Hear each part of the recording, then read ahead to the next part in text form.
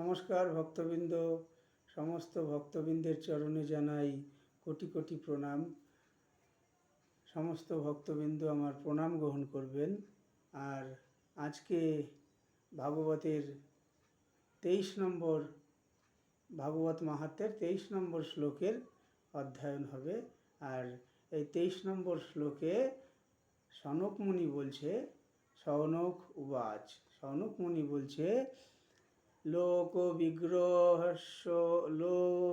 বিগ্রহ মুক্তস্য নারদস্য অস্থিরস্য চ বিধিষবে কুতো প্রীতি সংযোগ কুত্রতৈ সহ।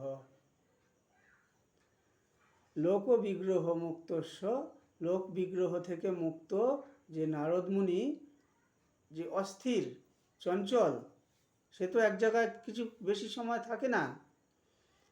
সনক মুনিরা প্রশ্ন করেছে, যারা 88,000 ঋষি বসে পাঠ শুনছিল, তারা সকলে মিলে প্রশ্ন করছে যে সাংসারিক প্রপঞ্চ থেকে নারদ মুনির সাংসারিক প্রপঞ্চ থেকে মুক্ত যে নারদ মুনি, সেই নারদ মুনি কী কারণে এই কথা শ্রবণ করতে হলো? কী কারণে? তার তো সংসারের ধারে কাছে নাই, কিন্তু সে সেই নারদ মুনি, আর সে তো এক জায়গায় থাকে না, অস্থির সব সময়। কারণ নারদ মুনির অভিশাপ আছে, এক জায়গায় যদি 2 ঘড়ির বেশি সময় কাটায়, নারদ মুনির মাথা ফেটে মৃত্যু হবে, তার অভিশাপ আছে। সুতরাং এই অবস্থায় নারদ মুনি যে 7 দিন এক জায়গায় বসে কথা শ্রবণ করলো, এটা কিভাবে হলো?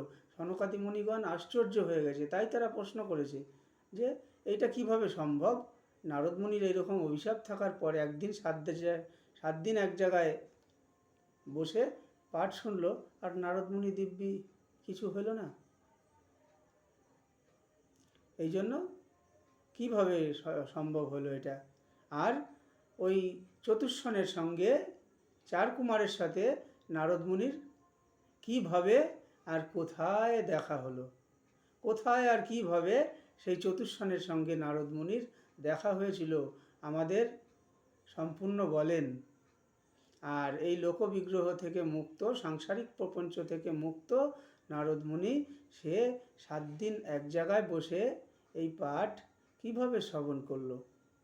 এটা আমাদের কাছে বড়ই আশ্চর্যের বিষয় মনে হচ্ছে। কারণ নারদ মুনির এইরকম অভিশাপ ছিল যে 2 ঘড়ির বেশি সে এক জায়গায় স্থির থাকতে পারবে না।